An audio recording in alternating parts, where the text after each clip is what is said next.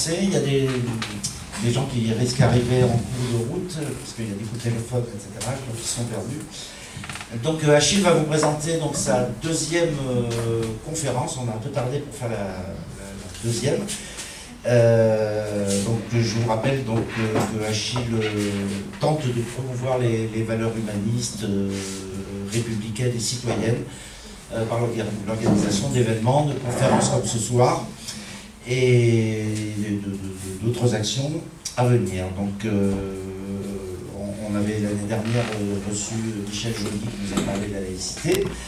Ce soir on va recevoir Yves Seven et Pierre Cabane de l'association Goutte de Vie qui vont nous parler de la fin de vie dans la rue, et pas seulement, je crois, puisqu'il parle, le titre de la conférence est bien accompagner la vie,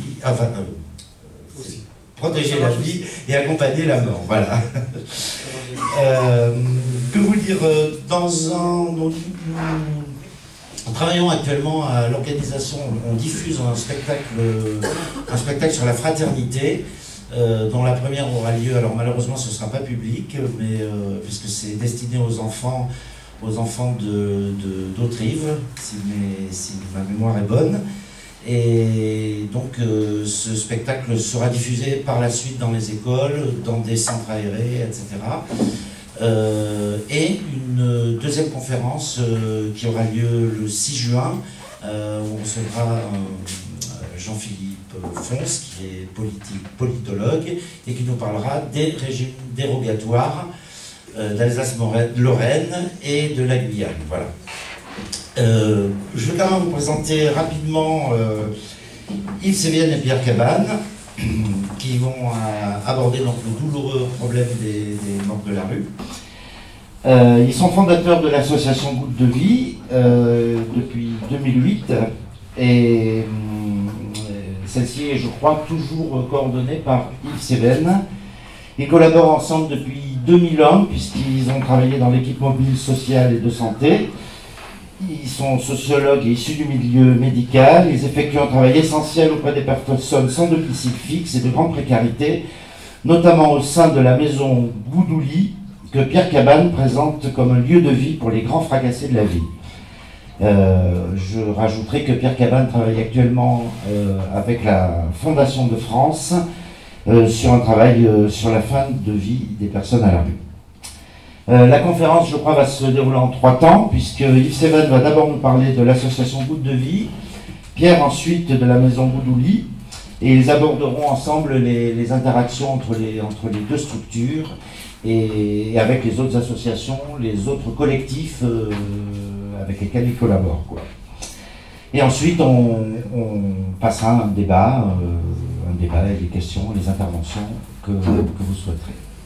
Voilà, je leur laisse la parole et vous souhaite de passer un bon moment avec eux. Okay.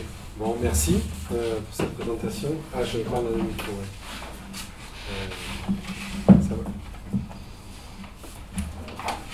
Ça marche pas? Il faut juste l'allumer. Je crois que c'est bon. Ok, c'est un peu fort. Bon. Donc, merci Yvan, merci à l'association Achille et merci à vous tous et toutes qui êtes venus ce soir. Écoutez un sujet qui effectivement n'est pas très très joyeux, mais bon, enfin, en tout cas on essaie d'y mettre nous autant d'humanité que possible. Donc pour faire un peu l'historique de cette association, de ce collectif, au début des années 2000 avec Pierre, on travaillait ensemble, on faisait du travail de rue. Et il arrivait parfois que des personnes qu'on accompagnait à la rue disparaissent, comme ça, du jour au lendemain, en tout cas ne donnent plus signe de vie. Et parce qu'elles étaient décédées, parfois, et on n'était jamais prévenus de cet événement-là, et il arrivait parfois, où quand on l'était, qu'on arrivait à assister aux obsèques, on arrivait parfois au cimetière de Corne-Barrieux, on en reparlera, à côté de Toulouse, où ils sont enterrés, et on découvrait des tombes de personnes qu'on accompagnait, on n'avait pas été au courant du tout de leur décès. Voilà. Donc ce constat-là nous a fait prendre conscience qu'il fallait agir et faire quelque chose. Et donc il y a pile poil 11 ans, en avril 2008, on a proposé comme ça de se rencontrer avec plein de gens, d'associations, d'institutions, tout ça, pour parler vraiment de ce problème-là. Et donc à ce moment-là, des constats ont émergé. constat qui était le fait qu'effectivement il n'y avait pas d'action coordonnée collective, il n'y avait pas de procédure d'alerte, et finalement les gens étaient enterrés seuls. Voilà. Les familles, les amis, les proches n'étaient pas recherchés, ils n'étaient pas avertis. Voilà. Donc face à ce constat, on a décidé à ce moment-là de créer cette association et de lui donner en fait un statut de collectif. Voilà. C'est-à-dire que pouvaient adhérer à cette association des personnes morales, c'est-à-dire des associations. L'idée était de mettre finalement ce projet au service d'un réseau et de le renforcer dans le poids qu'il pourrait avoir auprès des acteurs institutionnels par la participation d'associations qui existaient déjà et qui avaient pignon sur rue. Je pense à l'Entraide protestante, au Secours catholique, à Médecins du Monde, à la Croix-Rouge, à des gens comme ça. Voilà. Et donc assez vite, le projet s'est mis en place et on a commencé à faire ce travail début 2009. Donc là, il nous a fallu 2-3 ans un peu pour caler un peu les choses, notamment au niveau des procédures, parce que c'était très compliqué, personne ne savait ce qu'il fallait faire. Je ne vous passe des détails, mais en gros, on retrouvait comme ça des personnes qui étaient décédées, qui au bout de 3 mois n'étaient toujours pas enterrées, par exemple. Voilà. Donc il a fallu essayer de comprendre un peu comment tout ça s'organisait, où étaient les dysfonctionnements, et trouver une légitimité finalement pour intervenir auprès de la mairie de Toulouse, de la police, des hôpitaux, c'est-à-dire de toutes ces institutions qui prenaient en charge ou ne prenaient pas en charge, mais dont c'était quand même la responsabilité.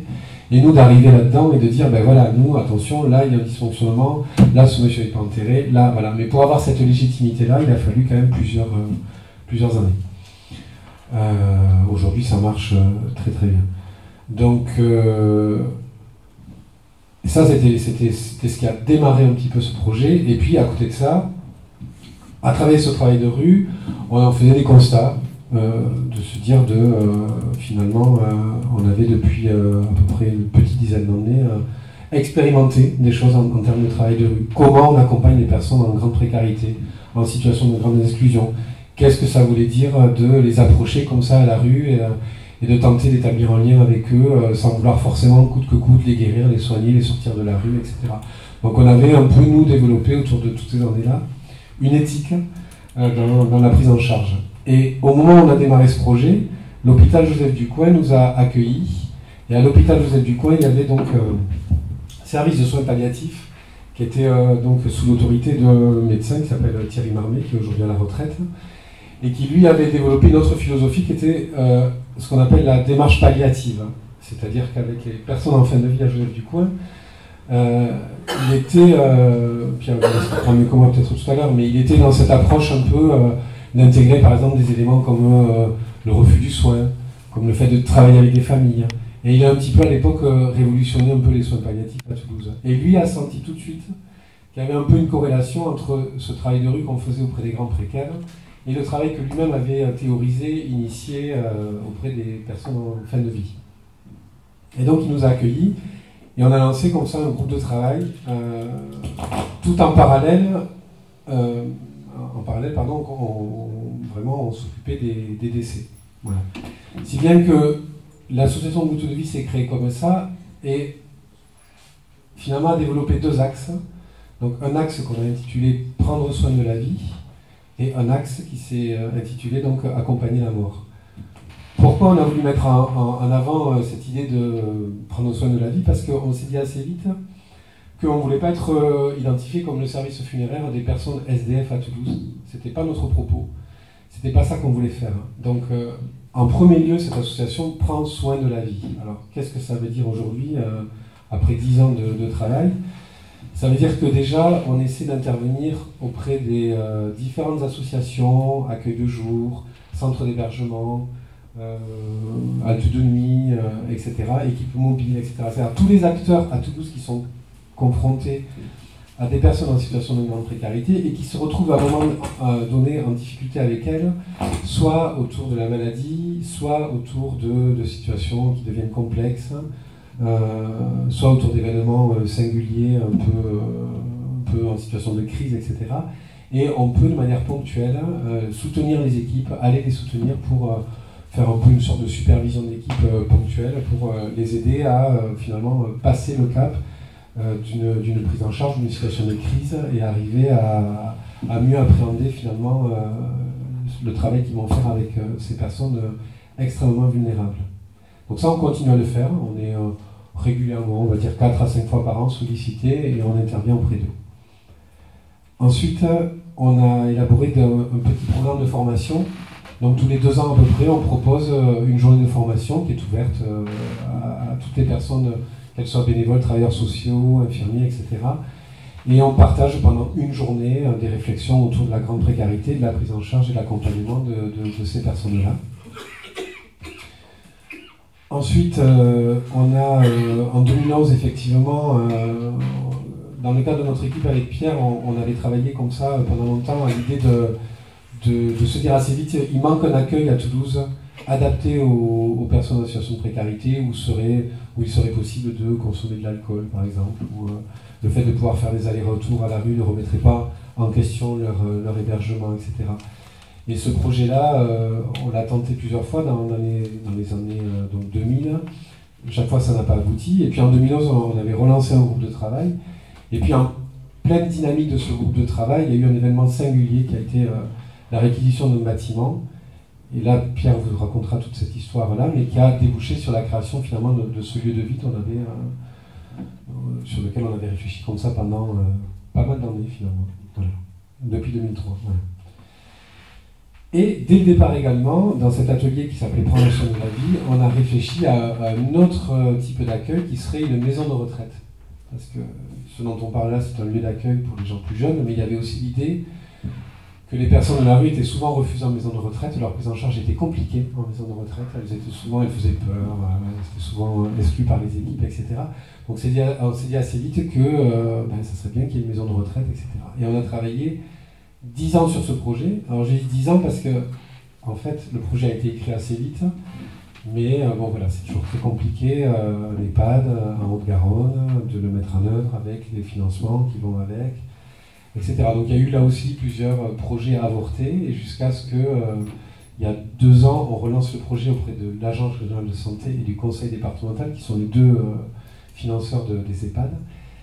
Et qu'on nous dise oui, je ne vous rentre pas dans les détails, mais en gros d'ici 2 ans, là, il va y avoir donc l'ouverture à Toulouse de nouvelles EHPAD, dont une des 3 unités, puisqu'il y a une unité Alzheimer, une unité d'EHPAD classique et une unité qui sera dédiée aux personnes en grande précarité qui ont eu un parcours de rue. Donc ça, pour nous, ça a été une grande victoire, parce que voilà, c'est un combat de 10 ans. Donc on pourra en reparler aussi si ça vous intéresse. En tout cas, c'est un projet aujourd'hui qui est acquis et qui est financé. Enfin, dans ce registre de prendre soin de la vie, un dernier point, c'est qu'on essaie de se faire l'écho des combats militants ou des informations qui seraient intéressantes à diffuser, qui vont concerner effectivement les personnes de la rue, ou tout ce qu'aujourd'hui essaient de faire les collectifs. Et Dieu sait si depuis 10 ans, beaucoup de collectifs se sont montés, certains ont disparu, d'autres sont toujours en action, j'ai envie de dire. Et on a vu des évolutions extrêmement intéressantes sur la manière de militer et de défendre aujourd'hui la cause des personnes de la rue. Je pense notamment à un collectif qui s'appelle le C10 et qui défend aujourd'hui le principe de réquisition et qui a fait plus que le défendre puisqu'il est arrivé à convaincre aujourd'hui les pouvoirs publics que le principe de réquisition avait du sens. Donc en gros, une réquisition des bâtiments vides aujourd'hui, le préfet accepte cet état de fait, la mairie de Toulouse également. Ils aménagent temporairement des bâtiments pour accueillir des familles, des femmes isolées, des hommes, etc. Et à la limite, après, ils redémontent les aménagements qui ont été faits temporairement pour rendre le bâtiment, voilà. Et en se positionnant toujours sur des bâtiments publics. Voilà. Donc ça, au niveau de l'association Goutte de Vie, on essaie toujours, avec le petit réseau qu'on a, voilà, de diffuser ces informations-là, de les médiatiser, de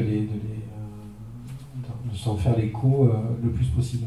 Ça fait partie intrinsèquement vraiment de notre objet social. Voilà. Toutes ces actions-là, on appelle ça prendre soin de la vie.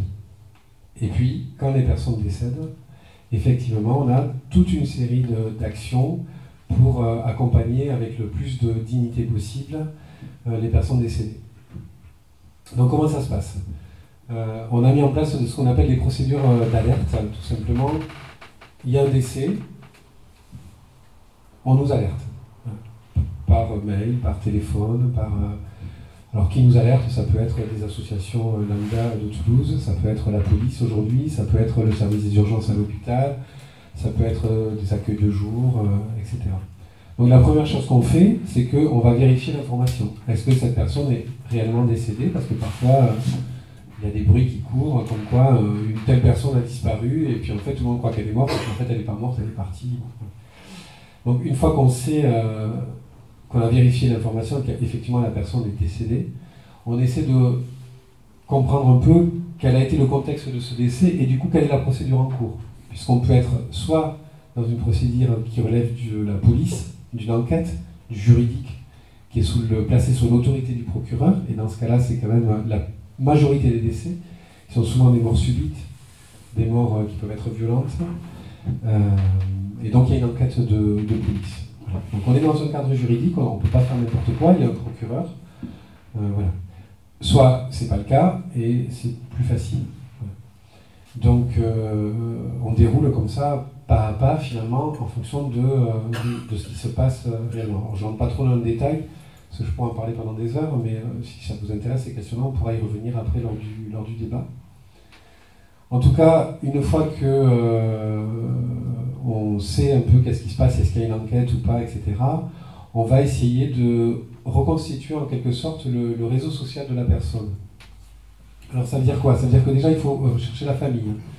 Avec des personnes qui ont un parcours de rue, les ruptures et les fractures familiales sont parfois extrêmement anciennes. On peut avoir des gens qui sont en rupture familiale depuis 10 ans, 15 ans, 20 ans. Donc il faut retrouver la trace de cette famille. Alors comment on la retrouve? On la retrouve soit en essayant de voir tout de suite la personne à Toulouse, par qui elle était suivie, est-ce qu'elle fréquentait des accueils de jour, est-ce qu'elle était hébergée via le 115 dans des centres d'hébergement. On appelle tout simplement les équipes. Bien, vous connaissiez monsieur X, etc.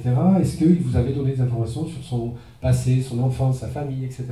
Et on va comme ça glaner le moindre détail d'informations qui va nous permettre de reconstituer comme ça une histoire de vie. Alors pas dans tous les détails, mais en tout cas de retrouver le fil d'une famille. Parce que il y a toujours une famille, au fond. Donc on y arrive assez facilement, à peu près 9 fois sur 10, on arrive à retrouver la famille. Voilà. Bon. Ensuite, il faut la prévenir, cette famille. Donc c'est pas à nous de le faire en général. Il y a la police, c'est le travail de la police, il y a une enquête. Il y a l'hôpital, c'est le travail de l'hôpital s'il n'y a pas d'enquête. Donc une fois que la famille est prévenue, on propose à cette famille de rentrer en contact avec elle. Et là aussi, 9 fois sur 10, la famille accepte qu'on puisse discuter avec elle.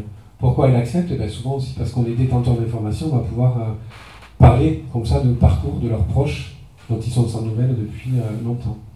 Et donc on les met en contact avec finalement les gens qui les auront accompagnés pendant toutes ces années, etc. Parce qu'en parallèle de rechercher la famille, évidemment, on essaie de retracer aussi le parcours des personnes sur les quelques années en arrière, hein, par qui elles étaient connues, par qui elles étaient accompagnées, quels étaient des bénévoles avec qui ils avaient tissé des liens, des commerçants, des amis. Voilà. Donc quand je dis la famille, c'est aussi des proches, des amis, enfin tous les gens qui gravitaient autour de cette personne. Et on note scrupuleusement, consciencieusement les coordonnées, les noms de ces personnes, etc. Ensuite, on propose à la famille de les soutenir et de les accompagner dans les démarches, parce que c'est compliqué, parce que les familles ont peur que ça coûte cher, parce que parfois, voilà, donc on essaie d'expliquer un peu comment ça marche, et que la mairie de Toulouse pourrait, dans certaines conditions, prendre en charge l'enterrement.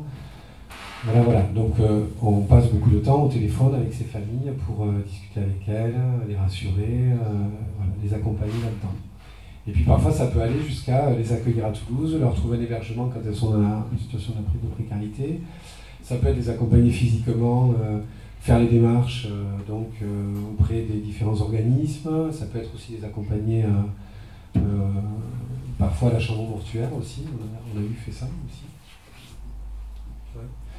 Donc, en tout cas, être là auprès des familles. Voilà. Et puis dérouler, c'est-à-dire construire un déroulé de cérémonie. Est-ce qu'elles acceptent qu'on fasse un faire-part? On a cet usage-là, on propose aux familles de faire un faire-part qu'on va diffuser à tout le réseau, pour que les gens soient au courant. Les familles qui nous disent non, on ne veut pas se faire part, ok, pas de problème. Voilà. Les familles qui nous disent ok pour le faire part, on le construit avec eux. On met sur le faire part aussi les diverses associations, si la famille est d'accord, qui auront accompagné des personnes. Voilà. On met une photo aussi sur le faire part de la personne. Voilà. Et ensuite, une fois que tout ça est fait, on a une collègue bénévole qui gère un peu un groupe de bénévoles. On est tous bénévoles, hein. Il n'y a aucun salarié. J'ai oublié de le préciser, mais dès le départ, on s'était dit que ce collectif refuserait tout financement public, de façon à garder un peu une indépendance en quelque sorte. Voilà. Donc, toutes les personnes qui œuvrent au sein de cette association sont bénévoles et il n'y a pas de financement public. On a des dons de particuliers qui font que ça permet d'avoir un petit budget pour acheter le peu de dépenses qu'on a, parce qu'on a quasiment pas de dépenses. Du coup, j'ai perdu le fil. J'étais sur la famille. Donc, une fois que tout est calé avec la famille, on passe le relais. On est quelques-uns à faire ce travail de suivi des décès. On passe le relais à une collègue bénévole qui gère à peu près une dizaine de bénévoles qui sont présents en cérémonie. Et elle recontacte la famille pour construire le contenu de la cérémonie. Voilà. Donc, est-ce que la personne était croyante? Est-ce qu'elle ne l'était pas? Si elle était croyante, de quelle foi, de quelle confession elle relève? Est-ce qu'elle est protestante, catholique, bouddhiste, musulmane, etc. Et à partir de là, donc, elle construit une cérémonie. Alors, s'il y a un caractère religieux, elle peut faire appel à un prêtre, à un pasteur, à un imam, etc., un diacre. Si on est dans une cérémonie laïque, elle propose à la famille que les bénévoles du groupe puissent être présents et après de choisir des textes, de choisir un rituel. Et la famille choisit. Voilà. Et s'il n'y a pas de famille, ça sera les gens les plus proches qu'on identifiera comme les plus proches. Ça peut être des travailleurs sociaux, des bénévoles, et ça peut être aussi des lieux de vie, Pierre en parlera tout à l'heure, ou des amis. Voilà. Si à un moment donné c'est les amis, les amis auront la légitimité de construire la cérémonie avec les maîtres de cérémonie de l'association qui sont bénévoles. Voilà. Ensuite il y a la cérémonie. Donc là, ce que je peux dire, c'est que, si je ne vais pas dépasser le temps, c'est que depuis 2 ans maintenant, on a une chorale qui s'est montée. Le projet est parti de Nantes, où il y a une chorale des gens de la rue qui s'est montée, qui était présente en cérémonie. Et du coup, ce projet a essaimé un peu dans toute la France. Et à Toulouse, il y a des personnes qui ont souhaité faire la même chose. Et ils ont créé une chorale composée à moitié de personnes qui ont eu un parcours de rue, et pour moitié de citoyens lambda, comme vous et moi. Et du coup, cette chorale reprend des gospels et des chansons françaises essentiellement, et vient maintenant aux cérémonies. Voilà. Alors, je le souligne parce que ça amène vraiment quelque chose de très très fort, Pierre pourra en témoigner, sur ces temps d'inhumation ou de crémation. Voilà, ces chants, même s'il n'y a que 2, 3, 4 chansons, voilà, après il y a un rituel de se donner la main aussi, de faire un peu une chaîne humaine aussi. Donc c'est des moments très très chargés, mais extrêmement profonds, avec beaucoup de spiritualité, pour ceux qui sont sensibles à ça, ou en tout cas de chaleur humaine, et où souvent se rencontre le passé ancien, récent de la personne. Là, on a une trentaine de décès par an, hein, donc sur 10 ans, ça fait 300 personnes en moyenne. On pourrait vous en raconter des anecdotes, des dizaines et des dizaines, mais je sais pas, j'en dirais que 2. Je me rappelle comme ça d'une famille où on avait réussi à se faire rencontrer pour la première fois la sœur du défunt, qui était sans nouvelles de lui depuis 20 ans, son ex-femme, qui était sans nouvelles de lui depuis 10 ans, et sa fille, qu'il n'avait jamais connue. Voilà. Donc ces 3 femmes se sont rencontrées autour du défunt, comme ça, elles ne s'étaient jamais vues. Des choses comme ça qui sont extrêmement fortes émotionnellement, et qu'on essaie, nous, d'accompagner. Après, pour terminer, la chorale, les bénévoles, ensuite, au terme de la cérémonie, se rassemblent autour d'un pot, avec un pot à boire, un verre de l'amitié. Et ensuite, ils écrivent un texte où ils relatent cette cérémonie. Qui était là, quels textes ont été dits, quel temps il a fait. Ouais. Et ce texte est archivé avec le faire-part, avec les notes qu'on prend au fur et à mesure où on fait toutes ces recherches pour retrouver la famille, etc. Parce que parfois les familles ne sont pas là. Et parfois elles sont retrouvées longtemps après, à la faveur d'une succession, par exemple, les notaires retrouvent la trace de ce frère qu'on cherchait, et quand le notaire découvre qu'il est décédé à Toulouse et qu'il est enterré à Cornebarieux. Et parfois on est contacté parfois plusieurs années après comme ça par des familles. Et du coup on peut leur ressortir ce texte. Et elles y sont très sensibles. Voilà.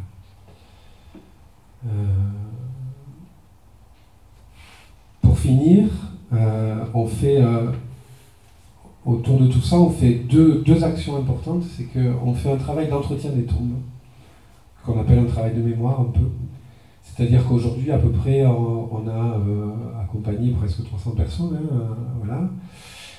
Et en plus de ça, depuis 4 ans, la mairie de Toulouse nous a demandé si on pouvait aussi être présent pour les morts isolés. Alors les morts isolés, c'est pas les morts de la rue, c'est les morts isolés, c'est-à-dire c'est des personnes qui sont chez elles à Toulouse, qui peuvent être dans des appartements, ça peut être des personnes âgées mais pas que, qui décèdent en situation d'isolement, qui n'ont pas de famille et qui étaient jusque-là aussi enterrées toutes seules. Alors, il n'y a pas cette idée de parcours de rue, mais on y va. Voilà. Quand on peut, on y va. Quand les bénévoles sont disponibles, ils y vont.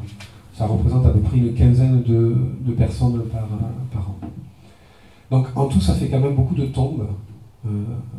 Et ces tombes, en fait, une fois par an, on a une journée où on les entretient, en fait, on les embellit. Donc on fait un appel comme ça à tout le réseau, il y a plein de gens qui viennent avec des pelles, des pioches, on achète des fleurs, et on plante les fleurs, on refait les tumulus, on replante les croix ou les stèles. De façon à... Parce que les concessions, elles sont données que pour 5 ans, en fait. Voilà. Donc, pour ne pas que ces tombes soient, entre guillemets, récupérées par les agents du cimetière, en fait, le fait de les entretenir, c'est pour nous rendre hommage à des gens qu'on a connus, comme on entretient les morts de nos familles, en fait, mais c'est aussi permettre à ce que ces tombes soient protégées et qu'elles ne soient pas finalement récupérées, et d'aller au-delà des concessions dédiées de 5 ans. Voilà. Donc ouais, puis c'est un moment aussi de fraternité. Et en fait, le dernier point, c'est que dans notre il y a une dimension militante quand même dans ce qu'on fait. Et donc on essaie de prendre soin de rendre compte un peu de la réalité de cette mortalité précoce des personnes de la rue. Voilà. Donc on fait un travail un peu de sociologique de où est-ce qu'elles sont décédées, dans quelles circonstances, les causes de la mort, l'âge moyen.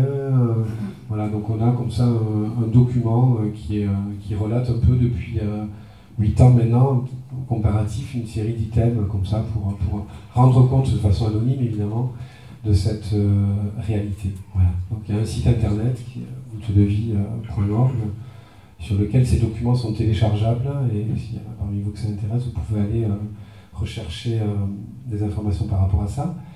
Et enfin, un dernier mot, j'aurais dû dire en introduction, sur le nom même de Goutte de Vie, collectif des morts de la rue de la Haute-Garonne. On s'était inspiré quand même en 2008 d'un collectif parisien qui avait été créé 6 ans plus tôt, qui a été l'initiateur un peu de ça. Mais il n'y a pas de fédération entre les collectifs.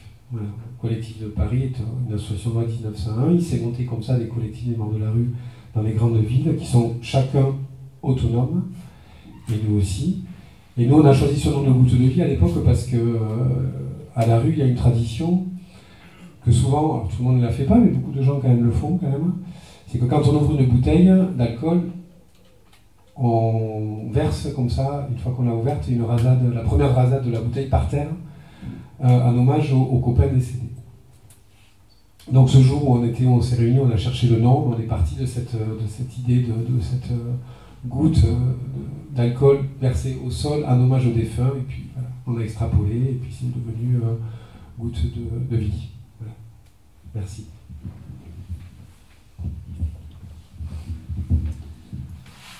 Donc à mon tour. Donc je voudrais juste rappeler, moi, que je suis infirmier de profession, que, bon, effectivement, avec qui on travaille depuis 19 ans. Sur l'association Goutte de Vie, j'ai beaucoup travaillé sur des ateliers de réflexion avec l'équipe des soins palliatifs de Thierry Marmé, sur effectivement les points communs que nous puissions avoir à travers le refus de soins qui est prégnant chez les personnes de la rue, sur la pluridisciplinarité, sur le fait de travailler en groupe et en collectif par rapport à cette prise en charge, et voir comment on peut accompagner le mieux possible les personnes en fin de vie. Donc là, ce soir, je suis plus précisément en charge de vous présenter la maison Goudouli, dont j'ai la présidence depuis 2011. On va fêter le 8e anniversaire au mois d'avril, le 26 avril. Donc la maison Goudouli, alors maison, pourquoi maison? On a souhaité, et ça c'est suite à toutes ces années de travail, proposer un habitat, un chez-soi durable pour des personnes qui n'en avaient pas eu, et qui se retrouvaient en déshérence complète. Donc quand on parle de chez soi, c'est habiter, faire ce qu'on veut chez soi, c'est-à-dire boire du vin, c'est-à-dire faire la grasse matinée, c'est-à-dire ne pas se retrouver à la rue à 8 h du matin, c'est-à-dire ne pas se retrouver exclu parce qu'en état d'ébriété, c'est-à-dire avoir la parole pour savoir comment on vit dans cette maison.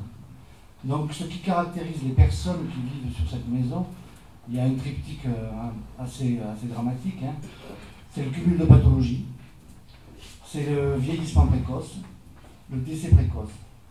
L'espérance de vie des personnes en grande précarité est de 49 ans.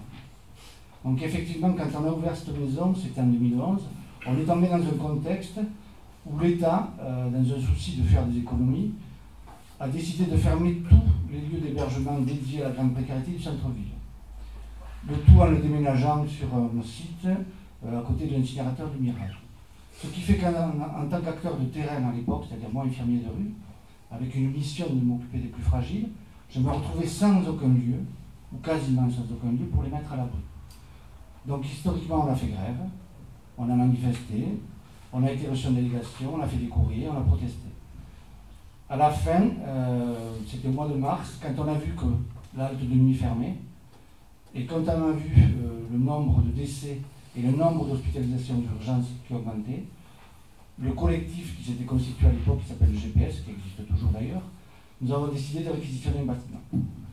Donc, pour réquisitionner un bâtiment, ce n'est pas la spécialité des travailleurs sociaux ni des infirmiers. Donc, nous avons contacté un collectif qui s'appelle le CREA, qui sait très bien repérer des bâtiments vides. Et donc, nous leur avons demandé de repérer un bâtiment qui appartenait à l'État, avec des sanitaires, assez grands pour occuper et pour accueillir des personnes en grande précarité. Donc, un bâtiment a été repéré, et nous y sommes depuis ce jour. Bâtiment vide depuis 3 ans, appartenant à l'AFPA et appartenant à l'État. Donc, nous l'avons réquisitionné. Je vais être assez bref là-dessus. Nous avons été encerclés par les CRS pendant une semaine, et finalement les CRS sont partis, et donc on a pu commencer à aller à la rue, chercher toutes ces personnes qui s'étaient retrouvées dehors, sans plus rien. Et donc, fort de la relation qu'on avait tissée avec elles depuis des années, ces personnes qui avaient confiance en nous nous ont suivis. Et donc on a pu commencer petit à petit à les mettre à l'abri. En mai 2011, l'État nous a mis au tribunal administratif, demandant notre expulsion. Là aussi, je vais être assez bref parce qu'il y aurait beaucoup de détails croustillants, mais il se trouve que nous avons gagné le procès contre l'État. Donc l'État, à ce moment-là, nous a demandé d'écrire un projet de service, ce que nous avons fait. Et donc dans ce projet de service, nous avons effectivement intégré la possibilité d'accueillir des gens sans délai de séjour, 24 heures sur 24, 7 jours sur 7, avec un accueil adapté, tolérant, le plus souple possible, je vous l'ai dit une fois de plus, en autorisant la consommation d'alcool sur la maison, ce qui est un tabou dans le travail social, et ce que nous sommes peu à faire. Donc en intégrant l'accueil des personnes avec leurs problématiques, avec leurs addictions, et avec également leurs problèmes de santé mentale et leurs souffrances psychosociales. Donc, nous avons écrit ce projet de service. Il faut savoir que bon, on était rompu à l'exercice de l'écriture, puisqu'on écrivait les bilans d'activité de l'OMS, et il y a participé beaucoup. Et donc, ce projet de service a été présenté en septembre 2011, a été accepté et validé par les collectivités locales et par les services de l'État. La mairie de Toulouse avait toujours soutenu le projet. Donc, dans ce projet, nous avons de suite anticipé la fin de vie des personnes. Parce qu'effectivement, avant cette maison, on avait accompagné tellement de personnes, on était allé voir tellement de personnes en soins palliatifs, on s'était occupé d'elles, donc on avait anticipé ce problème-là pour l'intégrer dans le projet de service et pour voir comment on pouvait faire un accompagnement le plus digne possible. Et dans le mot maison, là aussi, on s'est dit que les personnes qui seraient en fin de vie serait gardé sur la maison avec le soutien de Gouttes de Vie et avec le soutien du réseau Reliance des soins palliatifs le plus longtemps possible. Et donc effectivement, on a bien fait de l'intégrer dans le projet de service, puisqu'actuellement, en 11 ans, en 8 ans, on a eu à peu près 16 décès. Actuellement, sur la maison, on a 5 cancers. Donc effectivement, les personnes qui sont sur cette maison ont des comportements à risque. Tabac, alcool, toxicomanie. Et la vie à la rue, plus vous avez des années de vie à la rue, plus vous êtes abîmé. Alors la partie lumineuse de la maison, quand même, je voudrais en parler. Parce que sur cette maison, voilà, ces gens ont des anniversaires, on leur fête leur anniversaire. Il y a Noël, on fait Noël. Ils ont chacun un cadeau. On fait des vacances. On essaye de trouver des fonds pour amener ces personnes à la mer, à la montagne. Grâce à des dons associatifs et grâce à un collège de confession catholique l'année dernière, nous avons eu un don de 2000 € et nous sommes partis à 30 dans un gîte au pied du Tourmalet, en amenant tous les habitants, tous les stagiaires et tous les salariés. Ça a été une sacrée caravane, une sacrée aventure, mais il y a cette partie-là. C'est pour ça qu'on s'appelle maison. Parce qu'effectivement, bon, on vit, on vieillit, on tombe malade, mais après, en attendant, on a le droit de faire la fête, on a le droit d'aller au bowling, on a le droit d'aller au musée, on a le droit d'avoir des activités. Et le fait d'habiter, pour l'infirmier que je suis, permet à ces personnes de se poser et de pouvoir adhérer à une démarche de soins qui est un petit peu sur mesure et très adaptée, mais qui était totalement impossible quand elles étaient à la rue et quand elles étaient ballottées comme elles l'étaient de dispositif en dispositif. Il faut savoir que ces personnes, avant d'être sur la maison Goudouli, bon, voilà, faisaient exploser les chiffres au niveau du passage sur les urgences, puisqu'on avait une file active et on pouvait vérifier les chiffres de passage, se retrouver à la rue, aller un coup sur un dispositif, se faisait virer, était hospitalisé, arracher des perfusions, se retrouvait à la rue. Et effectivement, là, le fait d'habiter, là c'est un observatoire pour tous les travailleurs sanitaires et sociaux, on peut voir à quel point les personnes reprennent un rythme de vie. La vie à la rue, c'est terrible, on dort mal, on mange mal, on est agressé, on est racketté, ce sont des personnes excessivement fragiles. Et là, le fait d'habiter, ces personnes, voilà, elles mangent à l'heure régulière, elles dorment. C'est tout à fait étonnant, aujourd'hui, à 9h30, tout le monde est au lit quasiment. Quand on a ouvert la maison il y a 8 ans, il y avait des gens qui erraient dans les couloirs, pieds nus, à 1h du matin. Des gens qui dormaient par terre, des gens qui dormaient en travers du lit. Là, maintenant, le fait d'habiter, il y a tout ça qui est rendu possible. Et donc, effectivement, à travers nos bilans d'activité, nous observons un petit peu le mieux-être. Des fois, on parle de moins mal-être, mais il y a aussi le mieux-être de ces personnes. Et après, effectivement, vu les lourdes pathologies que nous avons actuellement, on peut organiser des soins le mieux possible, c'est un ambulatoire, mais après, quand ces personnes sont hospitalisées, elles sont visitées par les salariés de la maison. Il faut savoir que les accompagnements médicaux pour des pathologies lourdes, pour des personnes aussi fragiles, c'est nous-mêmes qui accompagnons les personnes pour les consultations, d'autant plus que le jargon médical n'est pas particulièrement adapté, vous avez certainement rendu compte, mais pour les gens de la rue, ils ne comprennent absolument rien ce qu'on leur dit. Et donc effectivement, nous, on fait une médiation pour expliquer à la personne ce que le médecin leur dit, et on explique au médecin ce que la personne pense et vit. Et donc c'est un gros travail de médiation. Et après, quand il y a des périodes d'hospitalisation, on va visiter les personnes et on soutient les équipes médicales, et des fois on les avertit de comportements assez atypiques. Bon voilà, on a des personnes qui sont psychotiques chez nous, on a des personnes qui peuvent hurler la nuit, des personnes qui peuvent délirer, des personnes voilà, qui ont des comportements qui déroutent les soignants habituels. Donc notre travail il est à la fois sur la maison et hors de la maison. Effectivement, après, quand nous avons une personne en fin de vie, et malheureusement en ce moment c'est le cas, on le garde sur la maison le plus longtemps possible. On aménage le cadre autour de lui pour que tout ce qui puisse lui faire plaisir, et ça c'est aux soins palliatifs aussi qu'on apprend ça, puisse lui être permis. Le cadre est aménagé le plus possible. Arrive un moment, malheureusement, où la souffrance, la perte d'autonomie, nous oblige à avoir recours à une hospitalisation. Mais comme on a fait et on a organisé un partenariat avec le réseau des soins palliatifs et avec des services de PURPAN, on arrive à anticiper justement les passages aux urgences, parce que les passages aux urgences pour ce genre de problématiques, ils sont tellement débordés que souvent ils passent à côté du diagnostic. Et après, quand la personne est sur site, la personne est visitée régulièrement, alors à la fois par les salariés qui le souhaitent, parce qu'il n'y a pas d'obligation par rapport à ça, et à la fois par les amis. Et bon, j'ai été témoin de choses absolument touchantes, de témoignages. Je sais qu'il y a il y a un an, une personne était vraiment en fin de vie, d'ailleurs il est décédé à la Cadenne, en soins palliatifs. 3 semaines avant, il était à la montagne, il faisait du chien de traîneau. C'est quand même assez étonnant. Et on peut voir à quel point les maladies peuvent être masquées et survenir rapidement. Et donc son meilleur copain a souhaité aller le voir. Et donc bon, je lui ai dit, il a expliqué la situation. Et il m'a dit, oui, je vais aller le voir, je vais aller lui dire au revoir. Donc il est venu avec moi. Et donc on est rentré dans la chambre. Et il s'est comporté exactement comme tout un chacun, comme un soignant. Il s'est assis à côté de lui. Il lui a pris la main. Il lui a parlé doucement. La personne était consciente. Hein. Et avant de partir, il lui a fait un bisou sur le front. C'est certainement pour des choses comme ça que je suis content de faire ce travail. Je suis aussi content d'aller à la montagne et à la mer, rassurez-vous. Mais voilà, il y a ces choses, effectivement, les réflexions qui ont été menées avec Gouttes de Vie, c'est-à-dire il y a toute l'éthique, toutes les réflexions. Mais effectivement, dans la maison Goudouli et dans Gouttes de Vie, si on prend soin de la vie des autres, de ceux qui sont à la rue, on prend aussi beaucoup soin de nous. Parce qu'avant que ces dispositifs existent, on s'est retrouvé très isolé, à être seul à des enterrements.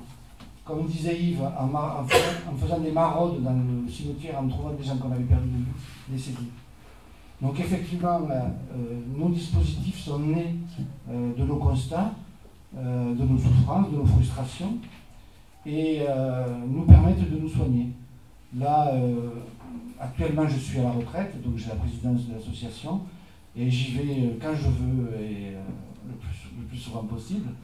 Et voilà, c'est un lieu expérimental quand même qui est né aussi de notre curiosité intellectuelle, puisque je m'étais déplacé avec une collègue à Rouen, où on avait visité un lieu de vie où la consommation d'alcool était autorisée depuis 1995. Et donc on avait discuté avec les personnes hébergées, avec les salariés, et donc effectivement, en observant un petit peu ce qui se faisait de droite et de gauche, on a mis en place sur Goudouli tout ce qu'on avait en tête, puisqu'effectivement, Yves le rappelait, un lieu de vie de ce type, on l'avait souhaité dès 2003. Donc ça s'est créé en 2011. Le souci quand même qui était important, c'est que nous n'avons que 20 lits pour Toulouse et qu'il n'y a que nous qui faisons ça. Et qu'effectivement, nous avons une liste d'attente et que malheureusement, pour avoir une place, c'est un décès. Donc effectivement, voilà, si ce type de dispositif pouvait faire des petits, ça nous ferait bien plaisir. Là, actuellement, je suis en lien avec le SAMU social de Lyon et de Paris, justement, où ils auraient un projet d'ouvrir un centre du type du nôtre. Voilà, je pourrais vous raconter beaucoup d'histoires, mais je pense que ça serait bien d'ouvrir le débat, que vous puissiez nous poser des questions. Et après, on continuera à discuter et à répondre. Voilà.